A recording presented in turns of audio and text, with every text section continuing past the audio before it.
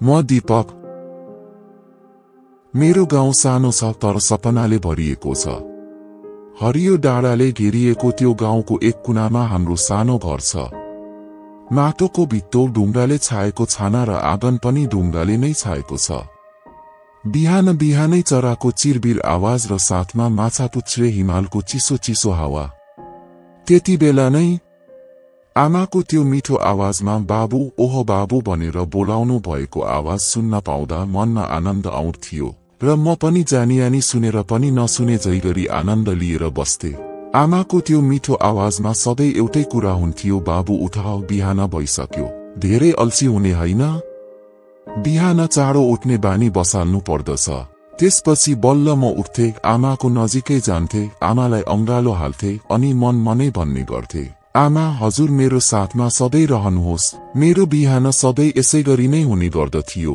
बाल्यकालको त्यो रमाइलो पलहरू, आमाको हात समाउँदै स्कुल गएको,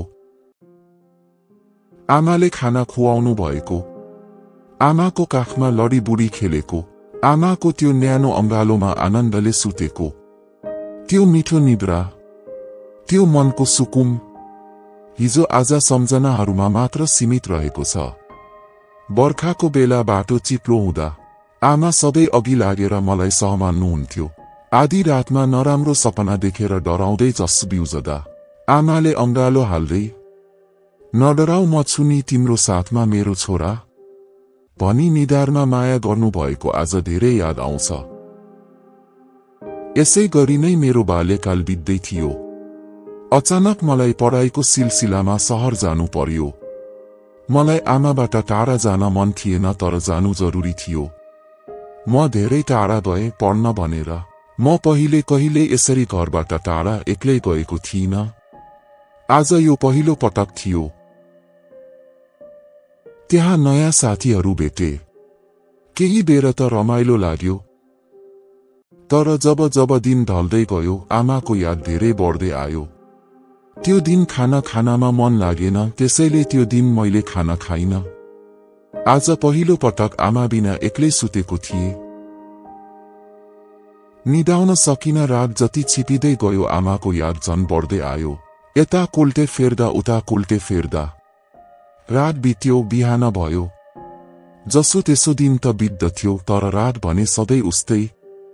एक रात यस्तै छटपटाइरहेको थिए। त्यो रात कति बेला निदाए पत्तै भएन। त्यो रात सपनामा आमालाई देखे मैले। सपनामा आमा मलाई भन्दै हुन्थ्यो, बाबु सुत, नडराउ, म तिमी भित्रै तिम्रो साथमै छु। त्यति बेला म झस्कदै बिम्झिए, बिहान भइसकेको रहेछ। आमाको धेरै याद आयो, आँखा आँसुले भिज्यो। आँसु पुछे र सधैँ जस्तै तयार भएर स्कुलतिर गए। यस्तै गरी दिनहरू बित्दै गयो। दशैं नजिकिँदै थियो। दशैंमा छुट्टी हुन्थ्यो। घर जाने दिन पनि नजिकिँदै थियो। म धेरै खुसी थिएँ। आज त्यो दिन आयो। आजबाट स्कुल 10 दिनको लागि बिदा भयो। भोलि घर फर्कदैछु म धेरै खुसी थिएँ। रातभरि निद्रा लागेन। आज फेरि पहिलेको जस्तो छटपटी भयो मलाई। तर यो पलको छटपटीमा अजीबै किसिमको शान्ति थियो। मन रोएको थिएन, मनमा शान्ति र आनन्द थियो। म घर फर्कदैछु, ऊ मेरो गाउँ देख्यो। म धेरै खुसी भए। म दौडिन थाले किनकि मलाई छिटै घर पुग्नु थियो। म घरमा पुगे, आमा आँगनमा कपडा सुकाउँदै हुनुहुन्थ्यो। म बिस्तारै आमाको नजिक गए र आमालाई कसेर अङ्गालो हाले र आमा भनेर बोलाए। अनि मनै भने, आमा हजुर मेरो साथमा सधैँ रहनुहोस्। म हजुरदेखि जति टाढा भए पनि हजुर म भित्र सधैँ मेरो साथमा रहनुहोस्। यो जन्म छोटो भयो, मलाई आमा अर्को जन्ममा पनि हजुरकै छोरा भएर जन्मने मन छ। यो जन्ममा गरेका गल्तीहरू यस जन्ममा सच्याउन सकिएन आमा। माफ गर मलाई आमा, अर्को जन्ममा सच्याउने धेरै मन छ।